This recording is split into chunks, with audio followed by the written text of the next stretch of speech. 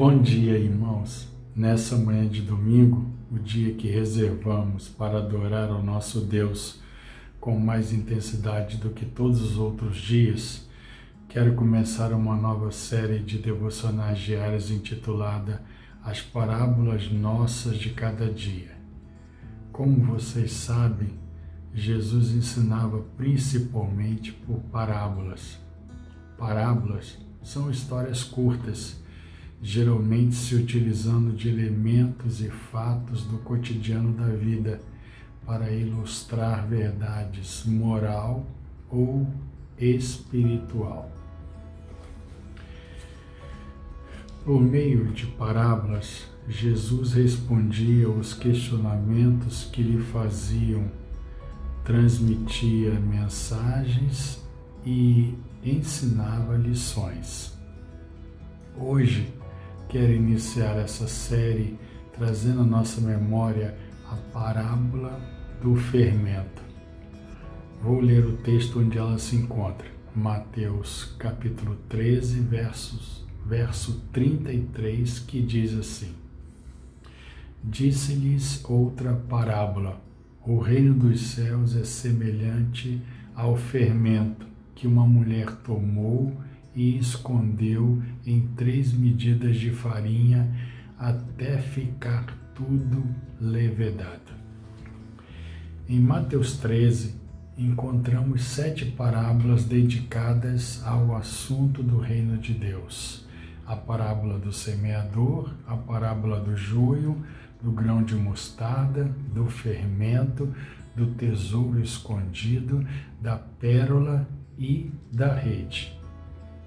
Jesus estava ensinando à multidão e também aos seus discípulos os valores, princípios e especialmente a abrangência do reino de Deus.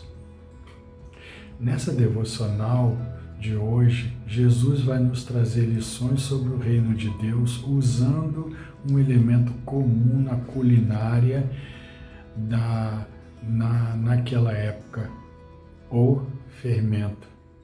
Jesus vai se utilizar das propriedades do fermento para compará-lo ao reino de Deus. Jesus diz que uma mulher tomou 3 medidas de farinha para fazer um pão caseiro, o que era muito comum na época, já que não havia na época panificação industrial.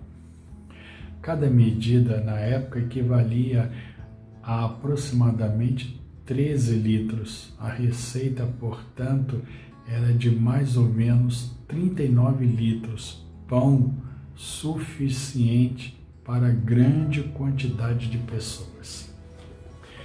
O fermento não era misturado na massa em forma de pó líquido como se faz hoje. A massa fermentada, geralmente com levedo da uva, era reservada, conservada e reativada.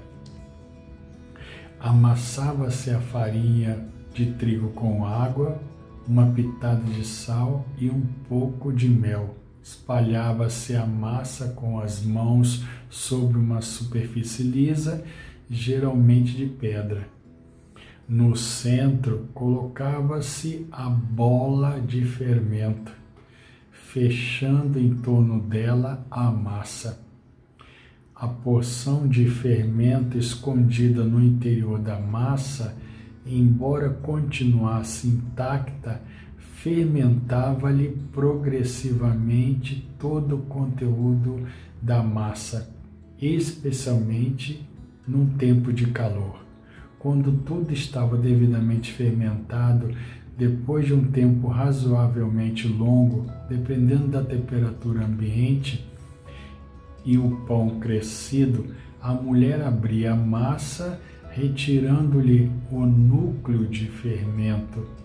O curioso é que a bolota de fermento no centro da massa, ao fermentá-la, ativava e multiplicava seu poder fermentativo.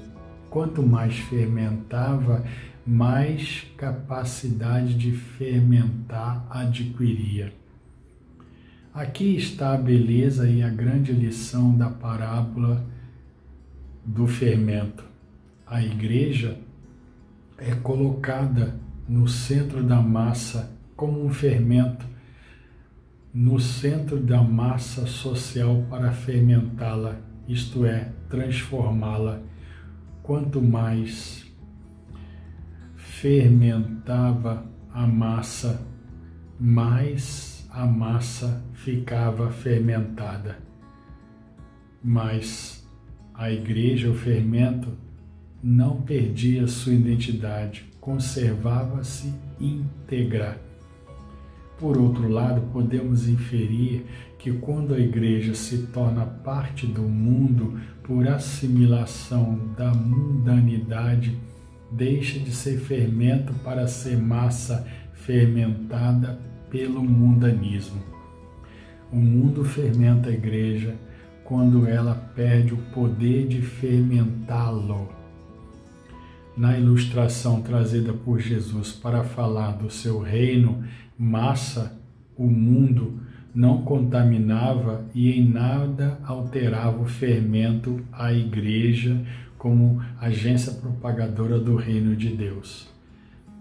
Mas esta igreja alterava profundamente o mundo, a massa, alterando o seu sabor. Nós somos colocados neste mundo como um fermento, mas não para nos moldar ao mundo e corromper a nossa identidade cristã. Concluindo, quero lembrar aos irmãos o texto de 1 Pedro 2,9 que diz: Vós, porém, sois raça eleita, sacerdócio real, nação santa, povo de propriedade exclusiva de Deus, a fim de proclamardes as virtudes daquele que vos chamou das trevas para a sua maravilhosa luz. Que todos nós tenhamos um ótimo domingo, em nome de Jesus. Amém.